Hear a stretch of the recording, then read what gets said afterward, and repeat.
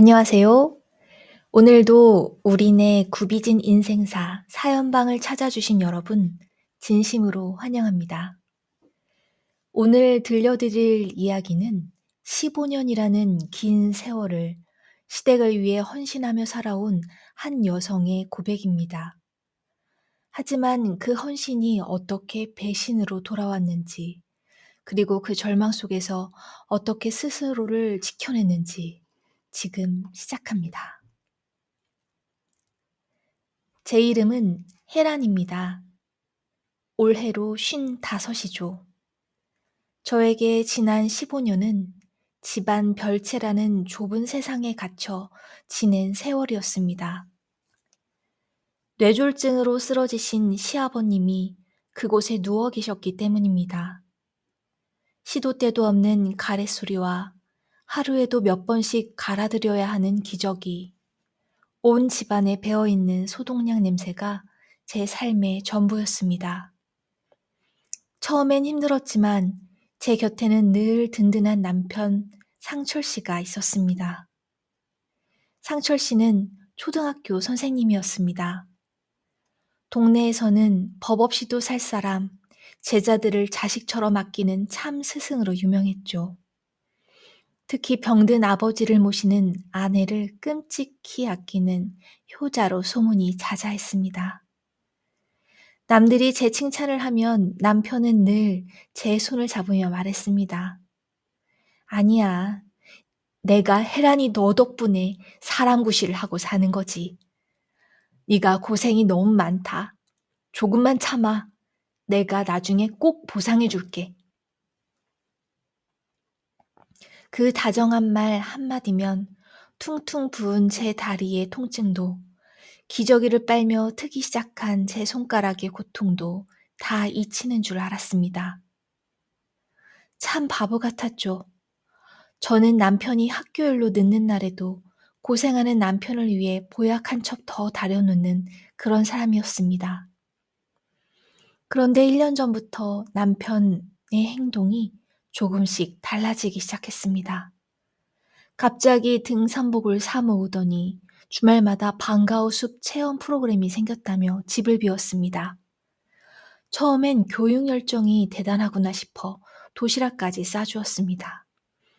하지만 어느 날 밤 차량 관리 앱에서 이상한 알림이 떴습니다. 밤 11시가 넘은 시간, 남편의 차가 시내에서 한참 떨어진 외곽 저수지 근처 공터에서 멈췄다는 알림이었습니다. 그 저수지는 으슥한 곳이라 아이들이 숲 체험을 할 만한 장소도 전혀 아니었습니다.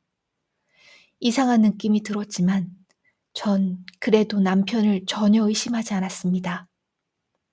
하지만 그 알림은 일주일에 2~3번씩 같은 시각, 같은 장소에서 반복되었습니다.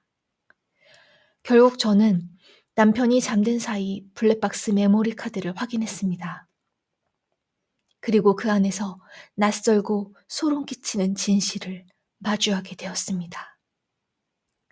자기야, 이번 주말에도 우리 그 별채 조심해야 하는 거 알지?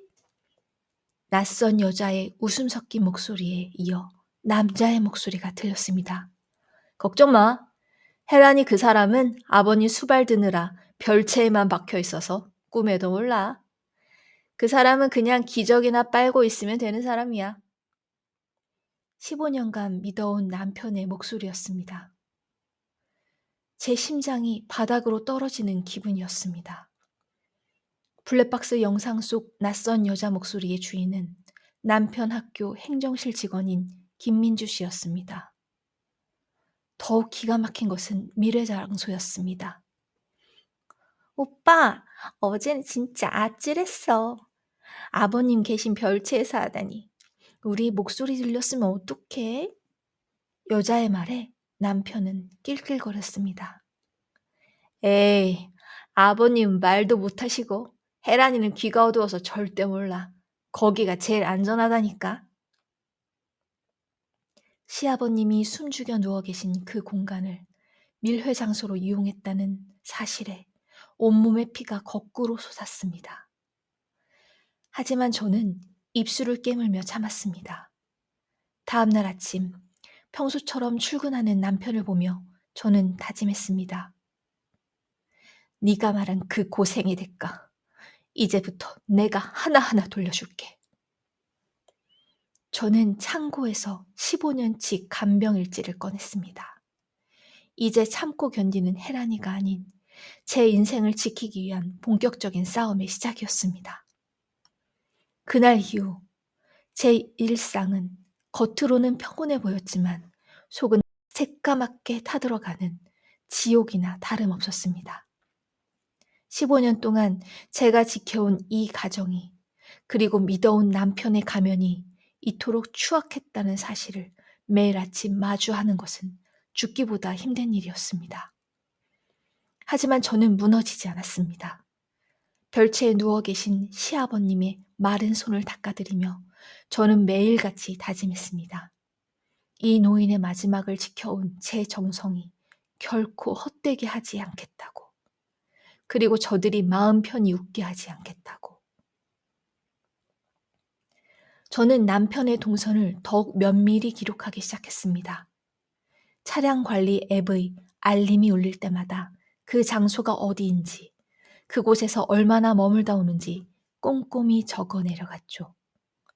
남편은 여전히 저녁마다 피곤하다는 핑계를 대며 제 어깨를 두드렸습니다.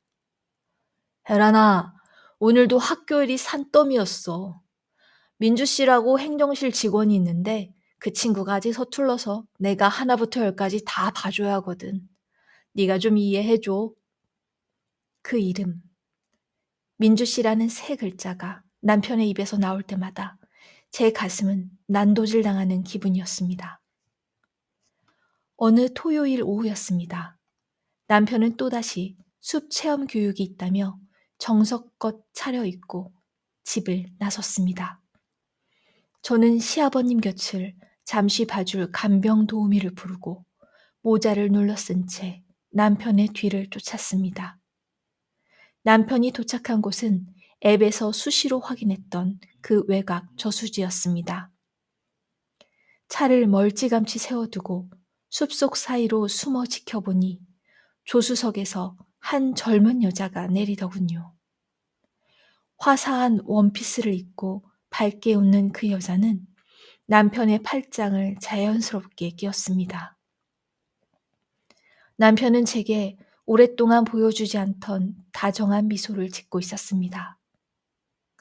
집에서는 시아버님의 기저귀 냄새가 역하다며 별채 근처에도 오기 싫어하던 사람이었습니다.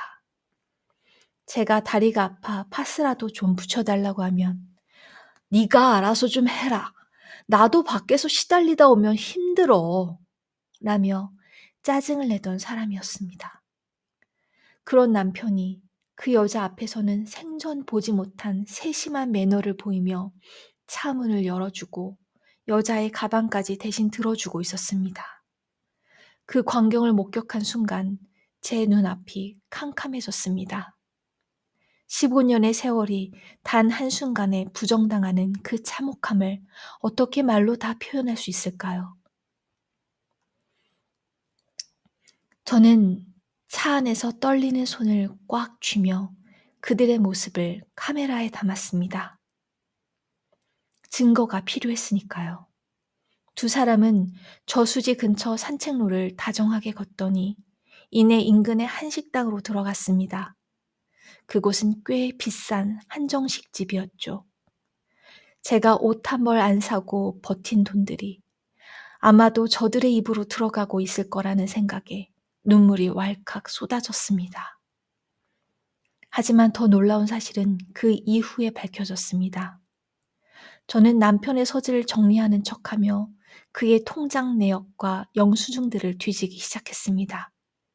그 안에는 제가 모르는 지출들이 가득했습니다. 명품 가방 결제 내역부터 고급 호텔 숙박비까지 그 금액들은 도저히 월급쟁이 교사가 감당할 수 있는 수준이 아니었습니다. 상철 씨가 시아버님의 연금 통장까지 손을 대고 있는 건 아닌지 불안했습니다. 아니, 거의 확실하다는 생각이 들었습니다. 그거 말고는 돈이 없었으니까요. 남편은 제가 경제관념이 부족하다며 돈 관리를 도맡아 해왔습니다. 저는 그저 남편이 주는 생활비 안에서 아꼈으며 우리 상철 씨가 학교에서 얼마나 고생하며 벌어오는 돈인데 하며 감사하기만 살았죠. 그런데 그 돈의 주인은 정작 침대에 누워 계신 아버님이었고 그 혜택은 제가 아닌 낯선 여자가 누리고 있었습니다. 배신감보다 더 큰 혐오감이 몰려왔습니다. 교사라는 직업을 가진 사람이 자신의 아버지를 간병하는 아내를 속이고 그 아버지의 노후 자금까지 빼돌리다니요. 저는 남편이 퇴근하기 전 아무 일도 없었다는 듯 저녁상을 차렸습니다. 현관문 소리가 들리고 상철 씨가 들어왔습니다. 그는 여전히 인자한 목소리로 혜란아, 나 왔어. 오늘도 숲 체험하느라 고생했더니 배가 고프네. 하며 너스레를 떨더군요. 저는 그의 국그릇을 내려놓으며 차분하게 물었습니다. 요새 아버님 연금 통장에 잔액이 좀 부족하던데 치료비가 많이 올랐나요? 순간 남편의 눈동자가 흔들리는 것을 저는 놓치지 않았습니다. 하지만 그는 이내 얼굴색 하나 변하지 않고 저를 쏘아붙였습니다. 네가 갑자기 돈 이야기는 왜 해? 내가 알아서 잘 관리하고 있는데 네가 집에서 기저귀나 빨고 있으니 세상 돌아가는 걸 몰라서 그래. 요새 물가가 얼마나 올랐는지 알아? 의심할 걸 의심해라. 오히려 저를 세상 물정 모르는 바보로 몰아세우며 소리를 높이는 남편의 모습에 저는 소름이 끼쳤습니다. 적반하장도 유분수였죠. 그는 제가 아버님 수발에 너무 매몰되어 있어서 정신적으로 불안해진 것 같다며 오히려 저를 정신과에 가보라는 식으로 모욕했습니다. 혜란아, 네가 너무 고생해서 그런가 본데 이상한 생각하지 마. 다 우리 가족을 위해서 내가 고군분투하는 거니까. 그 가증스러운 위로를 들으며 저는 결심했습니다.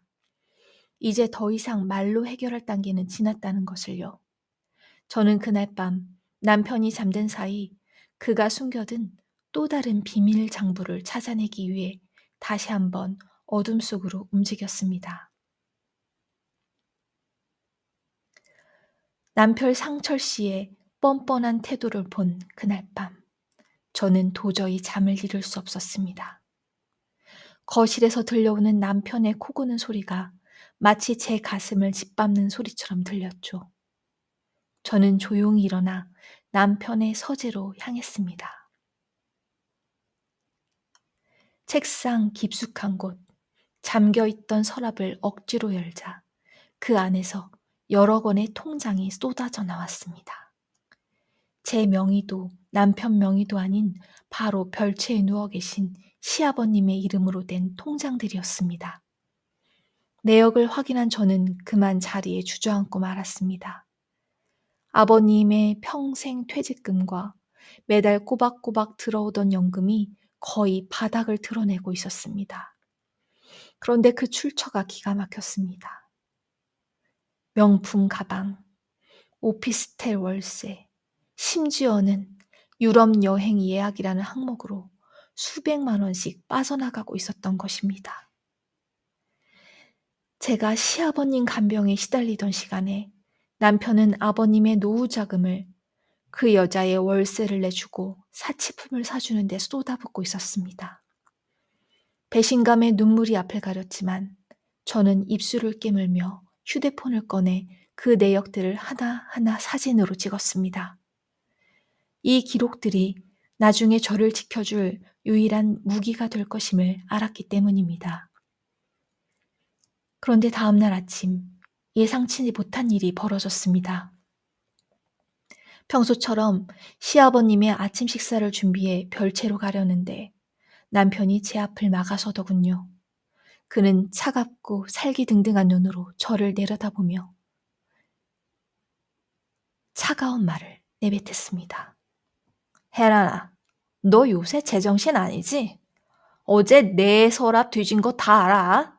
네가 감히 내 영역을 침범해? 사과를 해도 모자랄 판에 남편은 오히려 저를 도둑 취급하며 고함을 쳤습니다. 저는 떨리는 목소리로 말했습니다. 당신이 어떻게 이럴 수 있어? 아버님 연금까지 손을 대서 그 여자 오피스텔을 얻어줘? 그러고도 네가 아들이야? 그러고도 네가 교육자냐고! 제 말에 남편은 비웃으며 제 어깨를 미들쳤습니다. 아들? 교육자? 네가 뭘 안다고 그래? 내가 15년 동안 이 집구석에서 시체나 다름없는 노인네 뒤치어리하며 얼마나 숨이 막혔는지 알아? 네가 간병한답시고 유난 떨 때마다 나는 밖에서 죽고 싶었다고. 민주 씨는 그런 나를 유일하게 숨쉬게 해준 사람이야. 너같이 답답하고 냄새나는 여자랑은 차원이 다르다고. 남편의 입에서 나온 말들은 칼날이 되어 제 가슴을 후벼 팠습니다. 15년의 헌신을 유난이라 치부하고 저를 냄새나는 여자로 몰아세우는 그 남자가 제가 사랑했던 사람이 맞는지 의심스러웠습니다. 남편은 여기서 멈추지 않았습니다. 그가 미리 준비했다는 듯 서류 봉투 하나를 식탁 위에 던졌습니다. 이혼해! 재산분할은 꿈도 꾸지 마. 이 집 명의도 내 거고 아버님 부양권도 내가 가져갈 거야. 그리고 너 조심해. 네가 아버님 학대했다는 증거 다 모아놨으니까. 적반하장수도 유분수지. 노인 학대라니요. 제가 15년 동안 욕창 하나 없이 아버님을 모셔온 것을 온 동네가 다 아는데 말입니다. 하지만 남편은 치밀했습니다. 네가 아버님 위생에 집착해서 하루에도 수십 번씩 몸을 뒤집고 억지로 음식을 먹인 게 다 학대야. 아버님이 괴로워서 소리 지르는 건 내가 다 녹음해놨어.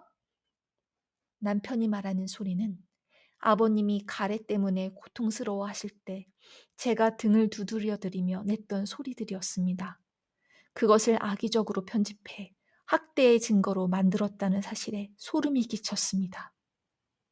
남편은 법을 잘 아는 공무원 지인들을 통해 이미 저를 가해자로 몰아세울 판을 짜놓았던 것입니다.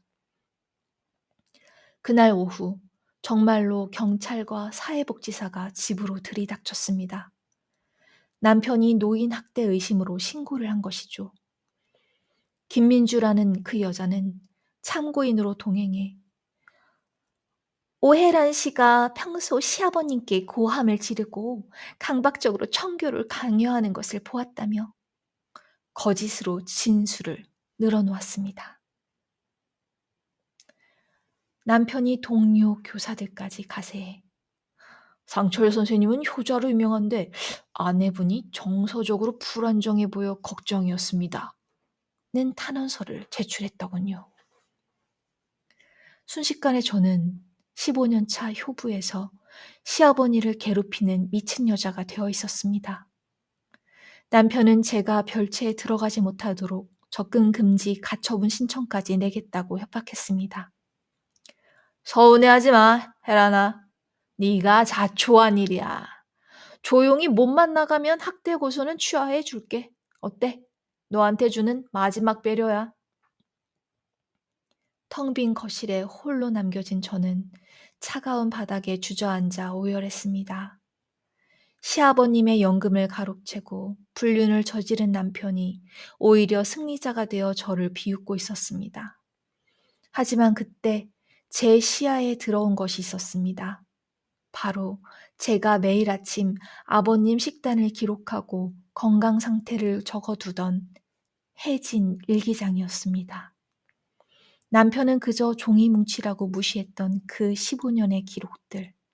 저는 눈물을 닦으며 그 일기장을 품에 꼭 안았습니다. 그래, 네가 법을 잘 안다고? 그럼 진실이 법 앞에서 어떻게 증명되는지 내가 똑똑히 보여줄게. 저는 그 길로 짐을 싸서 집을 나왔습니다. 하지만 그것은 도망이 아니었습니다. 더 큰 반격을 위한 후퇴였죠. 저는 남편이 결코 예상하지 못한 곳으로 향했습니다. 바로 아버님이 쓰러지기 전부터 알고 지내던 오랜 지인이자 지금은 은퇴한 인권 변호사님의 댁이었습니다. 이제 이건 단순한 부부싸움이 아닌 제 인생을 건 전쟁이었습니다. 집에서 나와 제가 머문 곳은 차가운 바람이 새어 들어오는 고시원 작은 방 한 칸이었습니다. 저에게 그 좁은 방은 마치 제가 처한 비참한 현실의 축소판 같았습니다. 남편은 제가 집을 나가자마자 제 명의로 된 신용카드를 모두 정지시켰고 생활비가 들어오던 통장 비밀번호까지 바꿔버렸습니다. 15년 동안 가정을 위해 헌신하느라 제 이름으로 된 적금 하나 없었던 저에게 그것은 굶어 죽으라는 선고와도 같았습니다. 하지만 저를 더 괴롭힌 것은 경제적인 빈곤이 아니었습니다. 남편은 수시로 제게 문자를 보내 심리적인 고문을 가했죠. 혜란아, 네가 고집 피워봐야 네 손해라는 거 아직도 모르겠어? 네가 지금 가진 게 뭐가 있어? 변호사 선임할 돈은 있고 그냥 내가 시키는 대로 합의서에 도장 찍고 조용히 사라져. 그게 네 인생 마지막 자존심이라도 지키는 길이야. 남편의 문자를 읽을 때마다 손이 떨리고 심장이 조여왔습니다. 심지어 불륜녀 김민주는 제 번호를 어떻게 알았는지 전화를 걸어와 뻔뻔하게 굴었습니다. 언니, 아니, 이제 아줌마라고 불러야 하나? 상철 오빠가 그러는데 아줌마가 집에서 냄새 난다고 엄청 싫어했어요.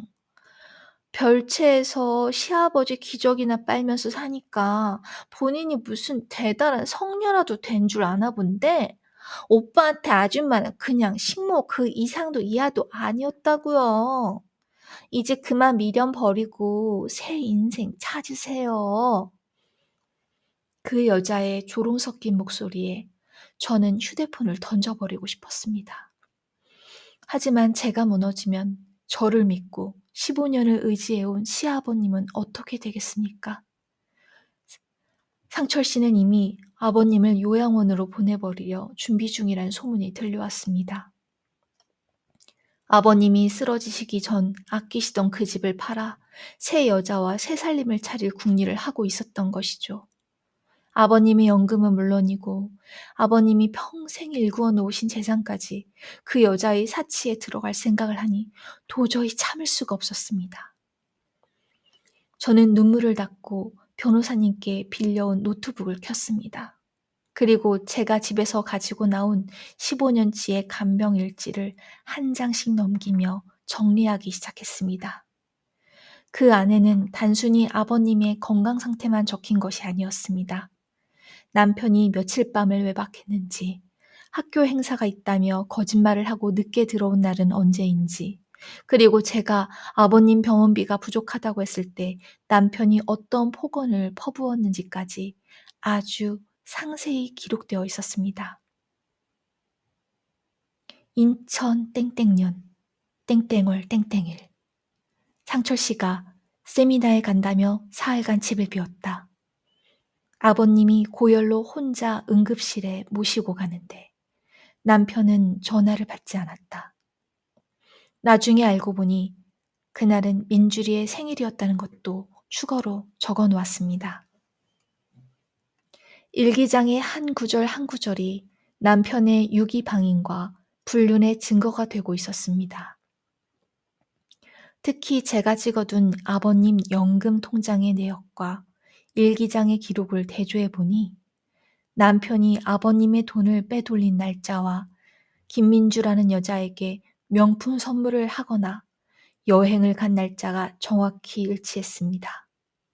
이것은 명백한 경제적 학대이자 횡령이었습니다.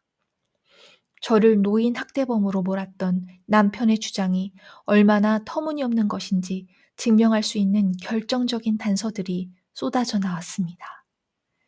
변호사님은 제 일기장을 검토하시더니 안경을 고쳤으며 말씀하셨습니다.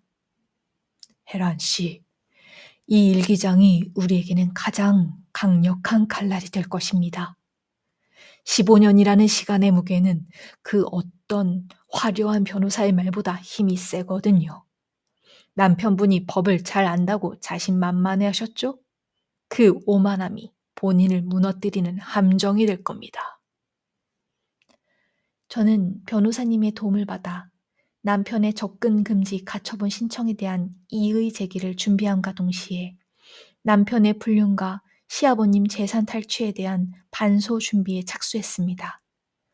낮에는 고시원 근처 식당에서 설거지 아르바이트를 하며 소송 비용을 마련했고, 밤에는 눈이 빠지도록 서류를 정리했습니다.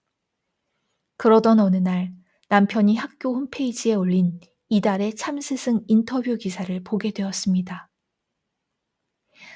가정이 화목의 교육의 시작입니다.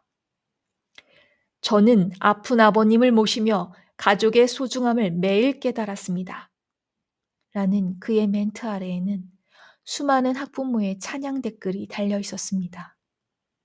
그 가식적인 웃음 뒤에 숨겨진 추악한 진실을 세상에 알려야겠다고 생각했습니다.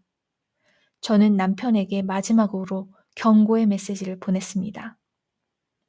상철 씨, 네가 가진 그 가짜 명예가 언제까지 너를 지켜줄 것 같아?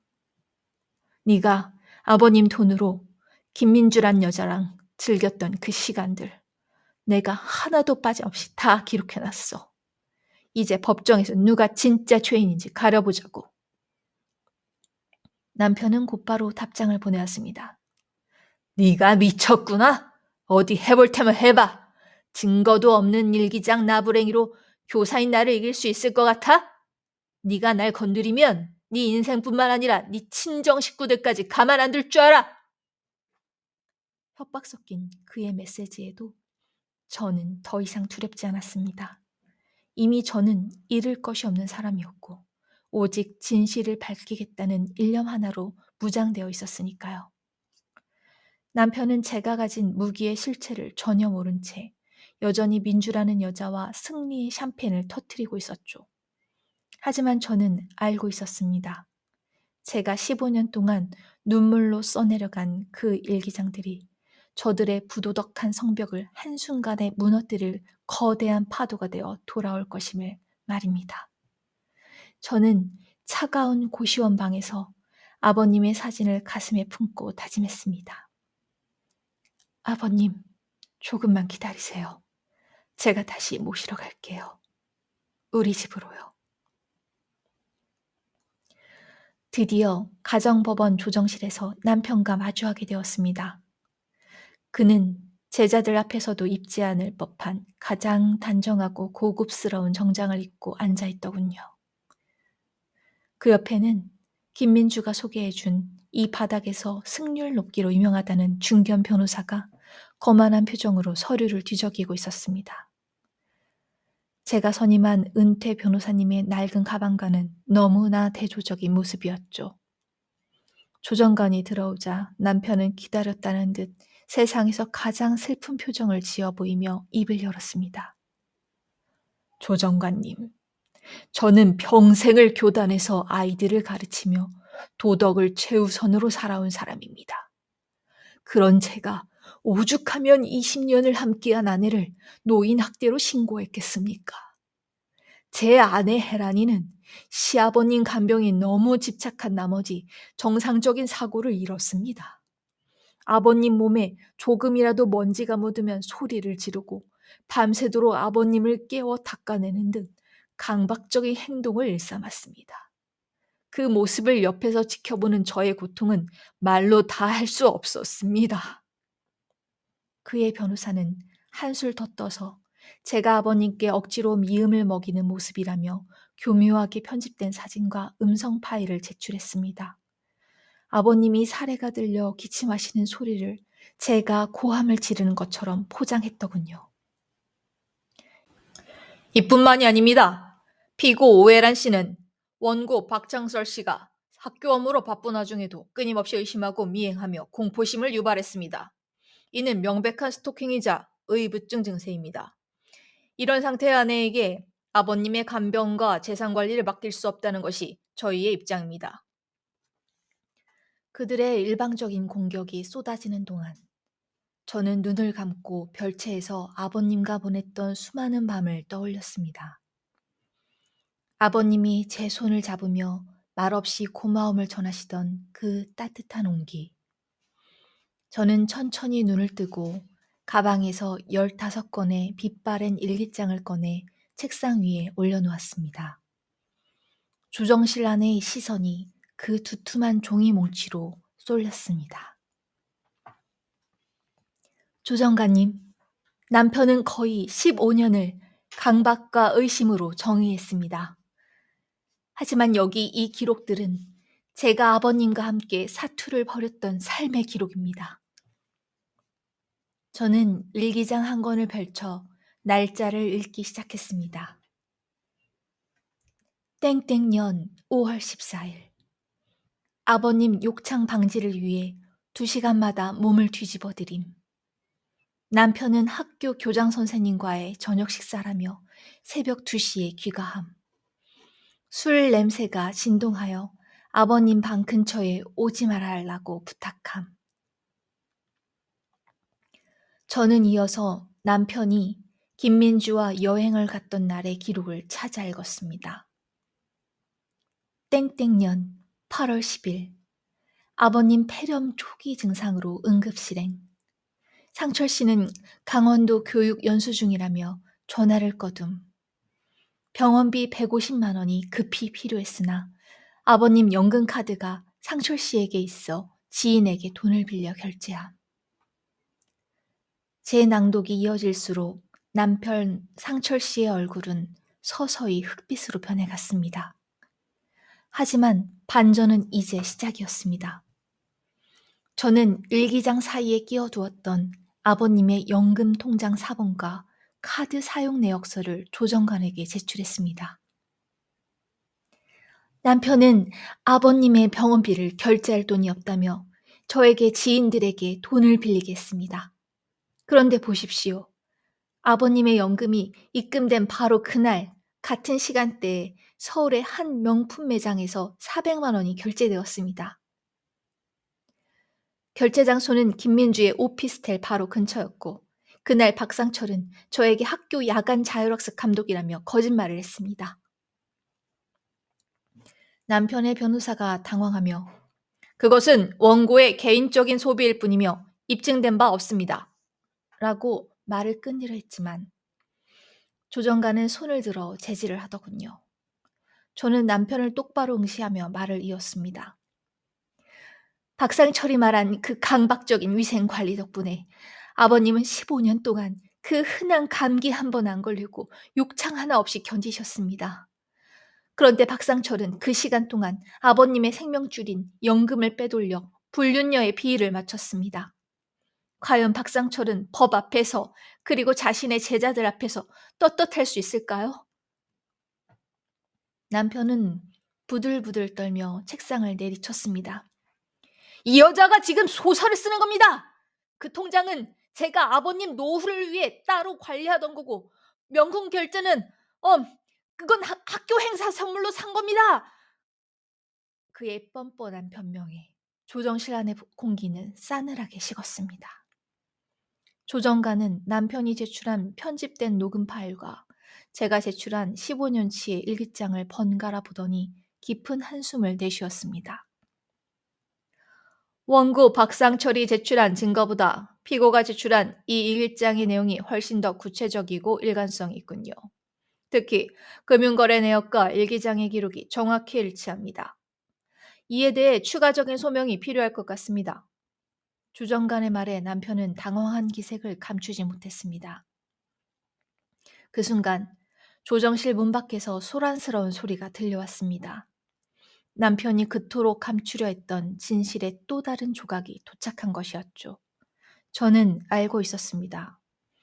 제가 변호사님을 통해 시청과 교육청에 제보했던 남편의 공금 유용 의혹과 품위 위반에 대한 감사 결과가 곧 법정으로 통보될 것임을요. 남편은 제가 그저 집구석에서 기저귀나 빠는 여자인 줄 알았겠지만 저는 제 15년을 지키기 위해 이미 그가 상상도 못할 만큼 치밀하게 준비를 마친 상태였습니다. 박상철의 눈동자가 극도로 불안하게 흔들리기 시작했습니다.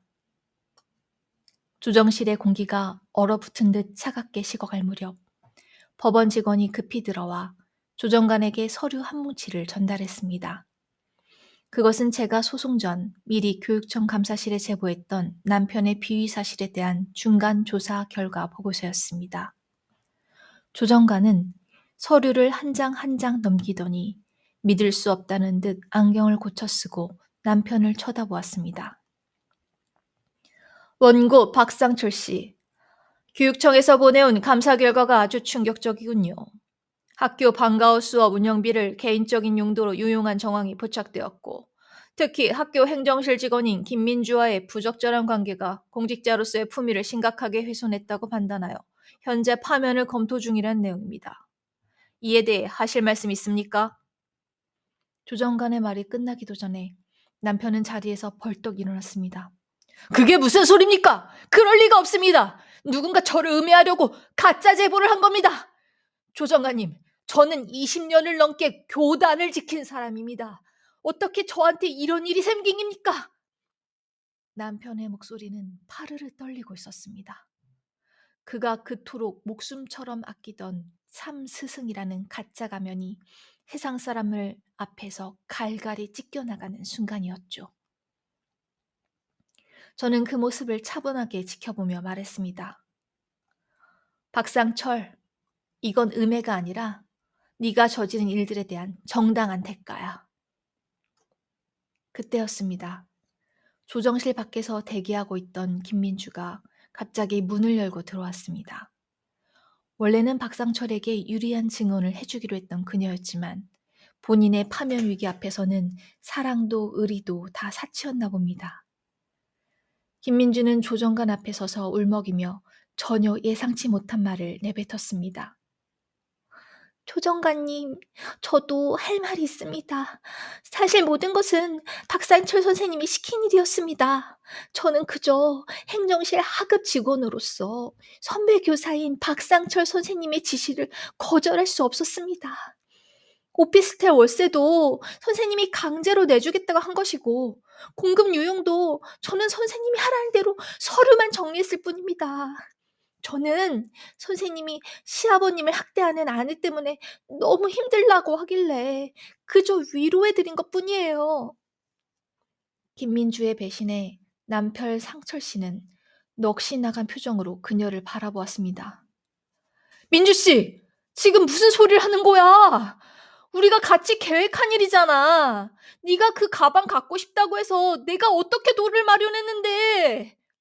남편의 절규에 김민주는 차갑게 대꾸했습니다. 선생님, 추하게 왜 이러세요? 저는 선생님이 유부남인 거 알고 헤어지려고 몇 번이나 말했어요. 제 인생 망치지 말고 혼자 책임지세요. 어제까지 자기야라고 부르며 자기 아내를 비웃던 두 사람의 추악한 연대는 법적 처벌과 징계라는 현실적인 위협 앞에 모래성처럼 허무하게 무너져 내렸습니다. 조정관은 그 광경을 한심하다는 듯 지켜보다가 최종적으로 결론을 내렸습니다. 원고 박상철의 청구는 모두 기각합니다. 오히려 피고 오혜란이 제출한 15년치의 간병일지와 금융기록, 그리고 교육청의 감사 결과로 볼 때 원고의 유책 사유가 명백합니다. 아버님에 대한 양육권과 보호권은 피고 오혜란에게 우선권이 있으며 재산 분할 역시 원고의 공금 횡령 및 시아버님 재산 편취 부분을 고려하여 피고에게 유리하게 책정될 것입니다. 조정실을 나오는 길, 박상철은 제 팔을 붙잡으며 애원하기 시작했습니다. 조금 전까지 저를 정신병자로 몰아세우던 기세는 온데간데 없었습니다. 혜란아, 제발 내가 잘못했어. 교육청 제보만 취하해줘. 나 파면당하면 연금도 못 받고 평생 읽어온 명예가 다 날아가. 우리 20년 정이 있잖아. 네가 나 한 번만 살려주면 내가 집도 다 주고 시키는 대로 다 할게. 저는 그의 손을 차갑게 뿌리쳤습니다. 상철 씨, 네가 말한 그 정이라는 거, 네가 별채에서 그년이랑 웃고 떠들 때 이미 다 타버렸어. 네 명예? 그건 네가 스스로 버린 거야. 아버님 연금 건드리고 제자들 돈까지 손댈 때 너는 이미 선생도 아들도 아니었어. 네가 내 인생을 냄새나는 기적 인생이라고 비하했지? 그 기적 인생이 너를 어떻게 무너뜨리는지 이제 똑똑히 지켜봐. 저는 뒤도 돌아보지 않고 법원을 빠져나왔습니다. 등 뒤에서 앞 남편이 제 이름을 부르며 통곡하는 소리가 들렸지만 제 마음은 그 어느 때보다 평온했습니다. 15년 동안 어깨를 짓누르던 무거운 돌덩이가 비로소 내려앉는 기분이었죠. 하지만 이것으로 끝이 아니었습니다. 이제 아버님을 다시 제 곁으로 모셔오고 무너진 제 인생의 조각들을 하나씩 맞춰가야 하는 진짜 시작이 기다리고 있었으니까요. 저는 하늘을 향해 깊은 숨을 들이마셨습니다. 15년 만에 처음으로 느껴보는 자유의 공기였습니다. 모든 법적 공방이 끝난 뒤 판사님은 이례적으로 저에게 짧은 위로의 말을 건네셨습니다. 오해란 씨가 기록한 15년의 세월은 단순한 종이뭉치가 아니었습니다. 그것은 한 인간이 다른 인간에게 보여줄 수 있는 가장 숭고한 책임감의 증명입니다. 이제 그 무거운 짐을 조금은 내려놓고 본인의 인생을 사셔도 좋습니다. 그 말을 듣는 순간 저는 법정 한복판에서 아이처럼 소리내어 울었습니다. 억울함 때문이 아니라 제 진심이 세상으로부터 인정받았다는 안도감 때문이었습니다. 최종 판결에 따라 저는 집의 소유권을 가져왔고 상철 씨가 아버님의 연금에서 빼돌린 금액에 대한 배상과 상당한 액수의 위자료를 받게 되었습니다. 무엇보다 제가 가장 원했던 것, 아버님의 단독 보호권 역시 제 차지가 되었습니다. 남편 박상철은 교육청 징계위원회에서 최종 파면 결정이 내려졌습니다. 평생 공직자로서 쌓아온 명예는 물론이고 퇴직금과 연금까지 상당 부분 삭감당한 채 불명예스럽게 교단을 떠나야 했죠. 판결이 확정된 날 저는 짐을 챙겨 다시 우리 집으로 돌아왔습니다. 박상철은 이미 쫓기듯 짐을 빼나간 상태였습니다. 집안 곳곳에는 그와 김민주가 남긴 흔적들이 남아 있었지만 저는 망설임 없이 창문을 활짝 열었습니다. 15년 동안 묵어있던 소독약 냄새와 그들의 가증스러운 거짓말이 섞인 공기를 밖으로 밀어냈습니다. 그리고 별채로 향했습니다. 아버님은 저를 보시자마자 힘없는 손을 뻗어 제 소매를 꼭 잡으셨습니다. 말씀을 못하셔도 아버님의 눈가는 젖어 있었습니다. 아버님, 이제 걱정 마세요. 제가 다시 왔어요. 박상철은 그 이후로도 몇 번이나 술에 취해 집 근처를 서성거렸습니다. 혜란아, 내가 정말 죽을 죄를 지었어. 나 지금 갈 곳도 없고 돈도 한 푼 없어. 민주 그 여자가 내 돈 다 들고 튀었단 말이야. 제발 한 번만 기회를 줘.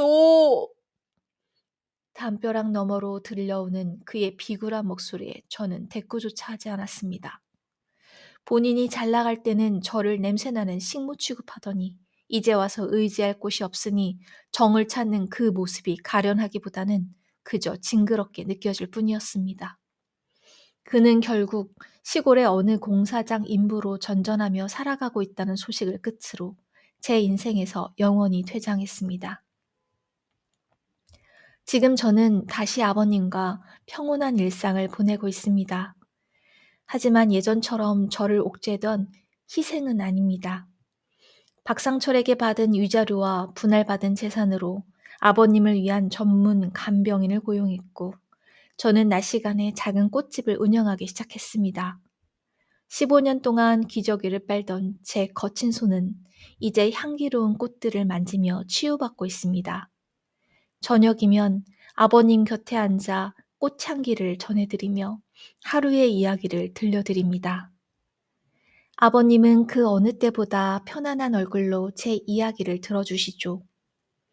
가끔 베란다에 내걸린 아버님의 깨끗한 옷가지들을 보며 생각합니다. 어떤 이들은 말합니다. 왜 그렇게 미련하게 15년을 참고 살았냐고. 그 시간이 아깝지 않으냐고 말이죠. 하지만 저는 대답합니다. 그 15년의 진심이 있었기에 저는 법 앞에서 당당할 수 있었고 남편의 추악한 공격에도 무너지지 않는 단단한 방패를 가질 수 있었다고 말입니다. 제가 쏟은 정성은 결코 사라지는 것이 아니라 가장 결정적인 순간에 저를 지켜주는 가장 강력한 무기가 되어 돌아왔습니다. 제 사연을 듣고 계신 여러분, 혹시 지금 누군가의 배신이나 억울한 처지 때문에 세상이 무너지는 것 같은 고통 속에 계신가요? 나의 희생이 아무도 몰라주는 헛된 짓인 것 같아 밤잠을 설치고 계시나요? 진실은 때로 시간이 걸리지만 반드시 제 길을 찾아옵니다. 여러분이 묵묵히 쌓아온 진심 어린 노력은 언젠가 반드시 빛을 발하며 여러분의 삶을 구원할 것입니다. 저 헤라니처럼 여러분도 본인의 삶을 포기하지 말고 끝까지 지켜내시길 진심으로 응원하겠습니다. 오늘도 긴 이야기 들어주셔서 감사합니다. 여러분의 인생도 언제나 굽이굽이 흐르다 결국은 평온한 바다에 닿기를 기원하겠습니다. 안녕히 계세요.